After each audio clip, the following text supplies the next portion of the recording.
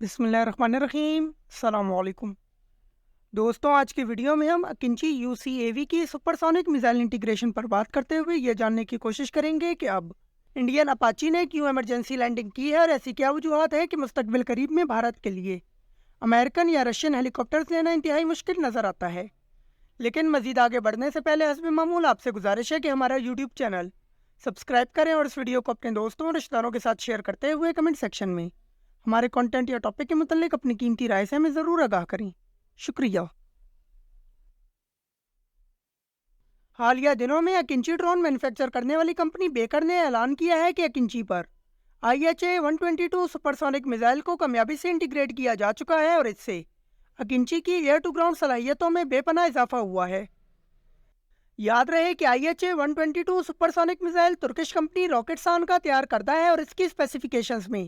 Extreme منیوربلٹی اور high precision کے علاوہ ریپڈ فائر پاور سپورٹ شامل ہیں۔ دوستوں، اگر ہم کچھ بات کریں اکینچی پر تو یہ ایک ہائی الٹیٹیوڈ لو انڈورنس انمینڈ کمبیٹ ایریل وہیکل یعنی ملٹری ڈرون ہے۔ اس میں ٹوین ٹربو پروپ انجن لگائے گئے ہیں جو اسے 360 کلومیٹر کی حد رفتار فراہم کرتے ہیں۔ مزید یہ کہ اکینچی کی سروس سیلنگ 45,000 فٹ ہے اور جاندار انجن کے باعث یہ ڈرون 280 کلومیٹر کی کروزنگ اسپیڈ پر لگاتار 25 گھنٹے تک پرواز بھر سکتا ہے۔ دوستوں، یہ تمام اسپیسیفیکیشنز ایک جانب، لیکن اکینچی کی خاص بات اس میں موجود مراد ایسا ریڈار ہے، کیونکہ یہ ریڈار اکینچی کو ایریل کیپیبلٹیز فراہم کرتا ہے، یعنی Akinci air to air missile fire کرنے کے قابل ہے، جن میں گوکتوگان، بوزدوگان اور اوکدوگان ایریل میزائل شامل ہیں۔ یہاں یہ بتانا انتہائی ضروری ہے کہ اکینچی آج تک 5 ممالک کی آرمڈ فورسز کو فراہم کیا جا چکا ہے، جن میں پاکستان بھی شامل ہے، اور حالیہ رپورٹس کے مطابق سعودیہ نے بھی بڑی تعداد میں ٹرانسفر آف ٹیکنالوجی کے تحت اکینچی حاصل کرنے کا اعلان کیا ہے۔ اب اگر ہم بات کریں انڈین ہیلی کاپٹر پر تو 3 اپریل کو ایک بھارتی اپاچی نے لداخ کے علاقے میں ایمرجنسی لینڈنگ کی ہے۔ اس حوالے سے منظر عام پر آنے والی ابتدائی رپورٹس کے مطابق اس حادثے میں دونوں پائلٹس محفوظ رہے اور بھارت نے اس واقعے کی تحقیقات کے لیے ایک انکوائری کمیشن ترتیب دے دیا ہے جو یہ جاننے کی کوشش کرے گا کہ آخر ایسی کیا وجوہات ہیں کہ صرف 4 سال پرانے ہیلی کاپٹرز میں ابھی سے ہی سروسیبلٹی ایشوز پیدا ہو رہے ہیں۔ یاد رہے کہ بھارت نے 2019 سے اپاچی حاصل کرنا شروع کیے تھے اور اس وقت 22 عدد اپاچی ہیلی کاپٹرز انڈین آرمڈ فورسز میں اپنی خدمات سر انجام دے رہے ہیں۔ اگر ہم بات کریں لداخ کی تو یہ لائن آف ایکچوئل کنٹرول پر واقع علاقہ ہے اور بھارت اس ایریا کو چائنا کے ساتھ شیئر کرتا ہے۔ یاد رہے کہ لداخ میں بھارتی آرمی کی کنڈیشن چائنا کے مقابلے میں بہت زیادہ کمزور ہے اور ان حالات میں قابل اعتبار امریکی ایسٹ کا اچانک ایمرجنسی لینڈ ہونا یقیناً بھارت کے لیے بھی پریشان کن ہوگا۔ اگر ہم جرنلی بات کریں تو بھارت میں ایریل ایمرجنسیز کوئی بڑی خبر نہیں ہے، کیونکہ جتنے واقعات ایک سال میں بھارت کے اندر رپورٹ ہوتے ہیں اور کسی ملک میں نہیں ہوتے۔ کیا آپ جانتے ہیں کہ بھارتی پائلٹس آج تک 400 سے بھی زیادہ MiG-21 کامیابی سے کریش کروا چکے ہیں، اور یہاں دلچسپ بات یہ ہے کہ ان کریشز میں زیادہ تر نقصان صرف فائٹر جیٹس کو ہوتا ہے، جبکہ پائلٹس بآسانی ایجیکٹ کرتے ہوئے اپنی جان بچا لیتے ہیں۔ اسی طرح اگر ہم بات کریں ہیلی کاپٹرز اور بالخصوص اپاچی پر تو بھارت نے 4 سال میں 3 عدد اپاچی ایمرجنسی لینڈ کروائے ہیں،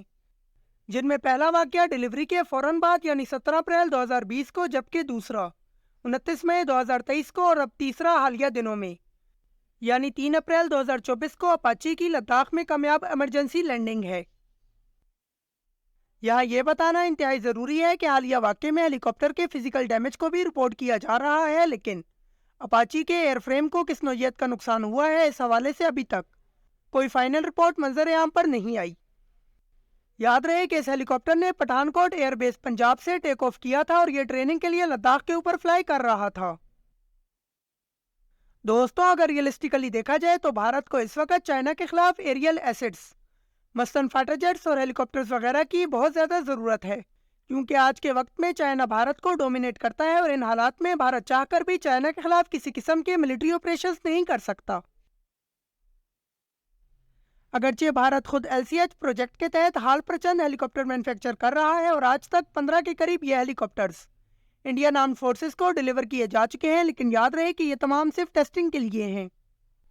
مزید یہ کہ ان ہیلی کاپٹرز کو LOC یعنی پاکستانی ایریاز مد نظر رکھتے ہوئے ڈیولپ کیا گیا ہے، اور کیا انڈیا مستقبل میں انہیں چائنا کے خلاف ڈپلائی کرے گا؟ یہ ایک بڑا سوال ہے۔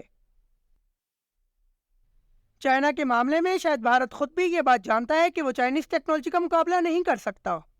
مثلاً چائنا اس وقت Z10 کیٹیگری میں مختلف اقسام کے ہیلی کاپٹرز ڈیولپ کر چکا ہے جن کا کمپیریزن ڈائریکٹلی امریکن ہیلی کاپٹرز کے ساتھ کیا جاتا ہے۔ ان حالات میں چائنا کو کاؤنٹر کرنے کے لیے انڈیا کے پاس صرف 2 آپشنز یعنی رشیا اور امریکہ موجود ہیں، لیکن یاد رہے کہ رشیا خود بھی اس وقت یوکرائن کے ساتھ جنگ میں مصروف ہے، لہٰذا وہ کسی صورت مستقبل قریب میں بھارتی ضروریات کو پورا نہیں کر سکتا، اور شاید یہی وجہ ہے کہ رشیا ابھی تک بھارت کو S-400 بھی ڈیلیور نہیں کر سکا۔ دوستوں، اگر آپ انڈین S-400 کی ڈیلیوری میں آنے والے مسائل پر ایک تفصیلی ویڈیو دیکھنا چاہتے ہیں تو پھر ہمیں کمنٹ سیکشن میں ضرور آگاہ کریں۔ مزید اگر ہم بات کریں امریکن آپشن پر، تو امریکہ نے چائنا کے خلاف بھارت کو اپاچی اور چینوک ہیلی کاپٹر فراہم کیے تھے، لیکن انڈیا ان دونوں ہیلی کاپٹرز کو مینٹین کرنے میں مکمل ناکام نظر آ رہا ہے۔ یاد رہے کہ اسی سال فروری میں انڈین چنوک اور اب اپریل میں اپاچی نے ایمرجنسی لینڈنگ کی ہے، اور یہ واقعات دنیا میں امریکن ٹیکنالوجی کے لیے بدنامی کا سبب بن سکتے ہیں۔ مزید یہ کہ حالیہ تیجس کریش کے فوراً بعد بھارت نے تمام الزام American F-404 GE IN-20 engine پر ڈال دیا تھا، اور آخری اطلاعات کے مطابق امریکہ نے اس انجن کی انڈیا کو فراہمی مکمل طور پر روک رکھی ہے۔ اب آپ ہی بتائیں کہ جو امریکہ انڈیا کو انجن نہیں دے رہا، کیا وہ مستقبل قریب میں انڈیا کو جدید ہیلی کاپٹر فراہم کرے گا؟ کمنٹ سیکشن میں اپنی قیمتی رائے سے ہمیں ضرور آگاہ کریں۔ جاتے جاتے ہمارا YouTube چینل سبسکرائب کریں اور اس ویڈیو کو اپنے دوستوں اور رشتہ داروں کے ساتھ شیئر کر دیں۔ پاکستان زندہ باد، پاکستان آرمڈ فورسز پائندہ باد۔